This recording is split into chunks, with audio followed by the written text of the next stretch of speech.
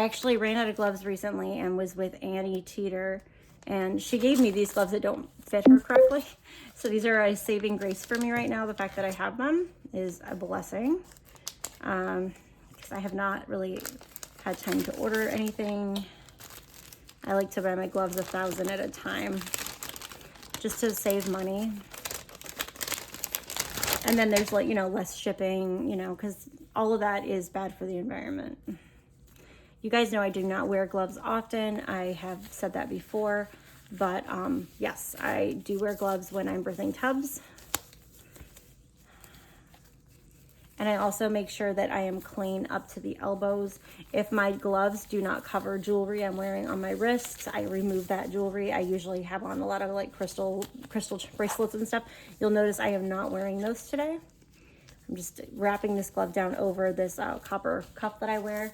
And because I touched the copper cup, I'm actually gonna put some alcohol on my hands. Otherwise, these gloves were sterile, they came packaged, but okay, I digress. So I have rubbed my hands down with alcohol. I've got my sleeves out of the way. I'm gonna roll down this bag of substrate that I've got here. I'm just gonna move it a little closer. And the key to open air is to work very, very quickly. That's why I have not opened my grain bag yet. So if I'm doing this with a laminar flow hood, I'm gonna be working a lot more slowly. But speed, there's a benefit to speed when you're working open air, and we want to not have a lot of open air. Even with the flame going, I just, you know, I'm gonna be careful. So I'm gonna go ahead and I'm going to cut my bag of grain above the filter patch in case I have any left. I doubt I will. So usually I layer this when I'm doing a tub, but we're truly looking at speed doing it this way. It's important to be fast. So I'm gonna do fewer, thicker layers, and then we'll mix them. So I am dumping a lot of the grain in here. And I'm gonna go with the hand that I haven't touched grain, and I'm gonna get into my substrate. First, I'm gonna take my grain hand, and I'm gonna just push this down, get it evened out a little bit. Again, working quickly. We can straighten it all out afterwards. With this strain, I'm currently working with Zico. It is very aggressive. It grows very fast. So I'm gonna try to do a little less grain than substrate for this one in particular. If you have a strain that you've noticed colonized like overnight, practically, like it's just really fast, I would suggest using just a little more substrate.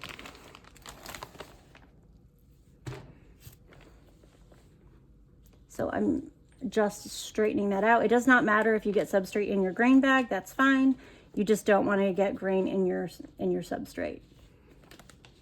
Okay, all right, so I've done that. I'm now going to add another layer of grain. I'm basically gonna just dump the rest of it in here. Again, we're working on speed if we're doing open air. After talking to you guys, this was kind of what you wanted to see, was how I would do things if I was doing it open air. There's a little more in here. If you want to grow this again, save some grains for yourself in a Ziploc baggie, so you can inoculate another bag with it. All right, so now I'm using this hand that I'm not touching substrate with to even that out a little bit. And then I'm going to add another layer of substrate over this grain.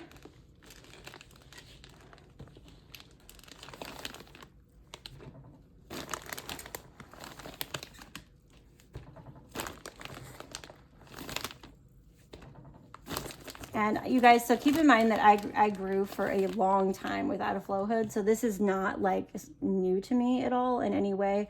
I have done this, I did this and was successful growing this way for a very, very long time. So if you're thinking, oh, I don't have a flow hood, I shouldn't be growing. Nope, that's absolutely not true. The only reason I own a flow hood is because it's important that my specimens are really clean. All right, so now what I'm gonna do is I'm just going to, I'm not gonna touch it with this hand. I'm gonna set that over to this bag, but I'm gonna take my grain hand and I'm going to twist. I'm gonna mix this together. I'm just putting my hand in and I am twisting. I hope this is on camera well, okay. Trying to just twist, kind of pull up a little bit.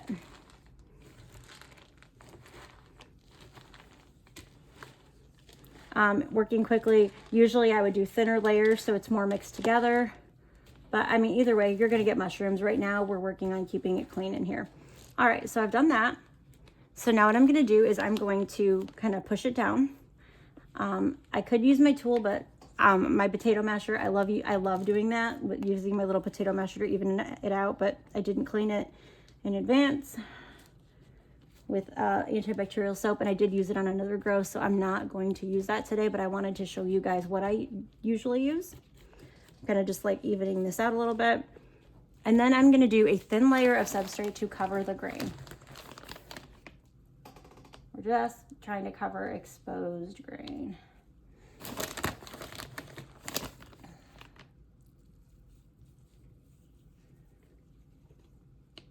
Okay, just gonna tap that over, try to cover some of it. It doesn't have to be completely covered, not a big deal. Really, truly, a lot of people make out like mushroom growing is some complicated thing. It really is not. Once you kind of have the hang of it and develop confidence, you're gonna be fine. Your vibrations and your attitude has as much to do with your success as your cleanliness. It really does. I don't care what anybody says. It's true. It's 100% true. Okay, so I'm feeling good about how this bag looks. I'm actually going to go ahead and take my gloves off. I'm going to close my substrate bag for now until I'm ready to use it for my next tub that we're gonna do.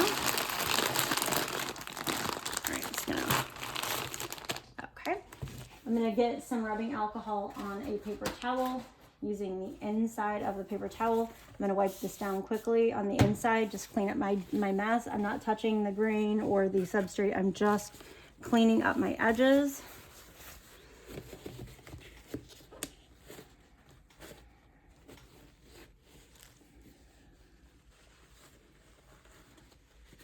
Alrighty. And then I have a bottle of water over here somewhere that is hiding. I feel like this could use a little more moisture. I washed this with antibacterial soap. I ran the antibacterial soap through the pump inside. And then I put my pH balanced water in this. So I know it's clean. I clean my water bottle anytime I work with spores or once a week. So whatever is soonest. Getting a little low water on it.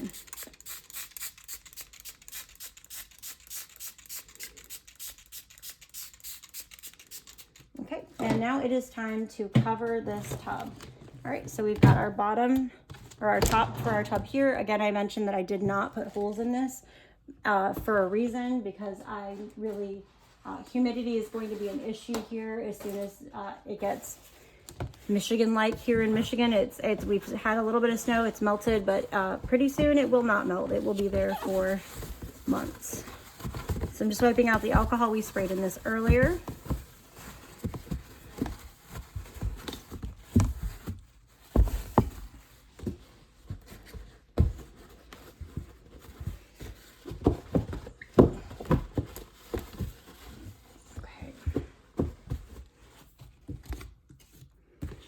I am putting my lid on. The first thing I'm going to do is tape it with electrical tape.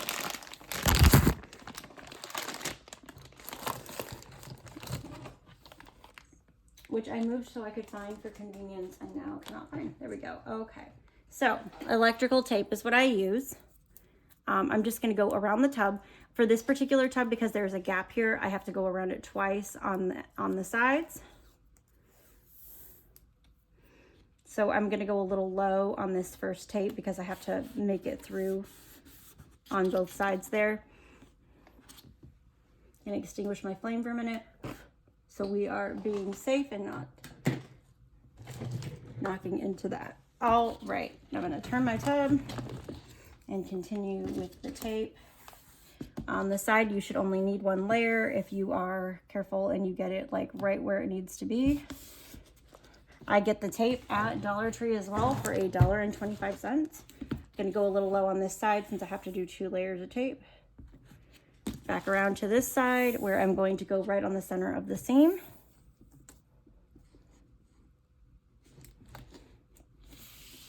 Smoothing that over to make sure there is adhesion. Okay, so now I'm back around that one side. So I'm doing my tape a little bit higher in order to cover this gap. And then these particular tubs have holes where the handles were, so I'm covering those holes as well. So there's 4.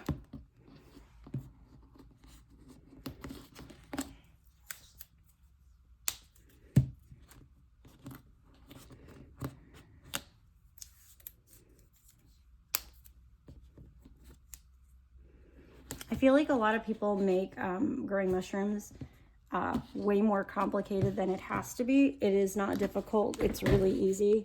But sometimes mushrooms choose people and sometimes they don't. So, you know, if you're having a hard time growing, it doesn't make sense because you're practicing sterile techniques, work on you. Work on you, you know. Are you the kind of person that somebody would want to be around? Because mushrooms are very intelligent, and if you have a good attitude, they're going to be attracted to you. I almost feel like I can do anything. Like, you know, I could have not cleaned these tubs. I could do open air. I could do anything. I could probably spit in this tub and it would still grow mushrooms for me. Spit's a little far, but you know what I mean. Give your mushrooms a reason to want to work well for you and grow well for you by being the kind of person that, you know, you would want to be around.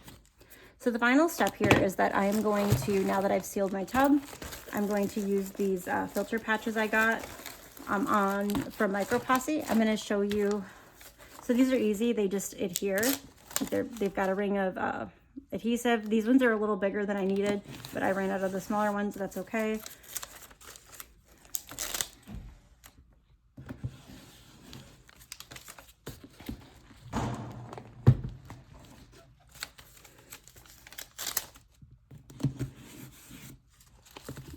I really could have just done 2 holes if I wanted with this, with how much I struggle with humidity this time of year. But you know, when everything is dry and dead outside, is actually a really good time to grow. So I encourage growing in the winter. It's the best. Literally, like, everything dies and comes back fresh in the spring. So, all right. Oh, I meant to show you. So, okay. Let's say you don't want to buy these types of like filter patches. I'm going to actually just take one off. They will come off. It's not always easy. So what you can do is you can use micropore tape, and this is how you do it. Try not to touch the tape part that's going to be covering the hole. You want to take 2 strips and you want to kind of line them up like this so they are together, touching, overlapping. So you've created one thicker strip. If you have a thicker tape, you can use that. So like this, and I'm going to cover it crossways. Then I'm going to take 2 more strips, just like I did just now. Not touching the center of the tape. And I'm going to do the same thing where I kind of overlap the edges.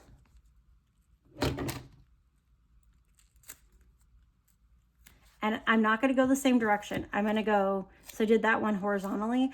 I'm going to lay this vertically. And then, okay, so if you go with this method, what you're going to do is you're going to leave it like this through the dark period, the colonization period. And when you see, 50% colonization, and this is completely dependent on what your preference is. You can wait till you see pins even. I don't know. But what I like to do then, if I do use this method, is when you're ready to introduce fruiting conditions, you remove 1 layer of tape. Leave the other layer on. So that's why you do 1 vertical and 1 horizontal. It's easier to remove that way. For cleanliness, I personally do prefer to use the patches, but they are a little more expensive. But I've said before, and I'll say again, you can grow mushrooms for the cost of the genetics plus, $10. Well, let's say $15 once you buy your coir. You buy your coir, you get your Uncle Ben's, whatever method you want to use. Your tape, your paper tape, and your tubs, if you get them at the dollar store. You can do this very inexpensively. And I think that that's one of the things that I really want to share and emphasize is you do not need to spend a lot of money to grow mushrooms. So now a very important step that we don't want to miss is to be sure to label our grow. I have a marker around here somewhere. All right. And so I'm going to use a chalk marker because it just comes off easier. Label the top and the bottom of your tub. From trial and error and issues, I have learned that sometimes you take the top off and like you just like put something else over it because it's not growing the full length. And then you don't know what you're growing because you've written it on the top, not the bottom. So this is Zico. Today is 12/20. I'm going to write it on here too.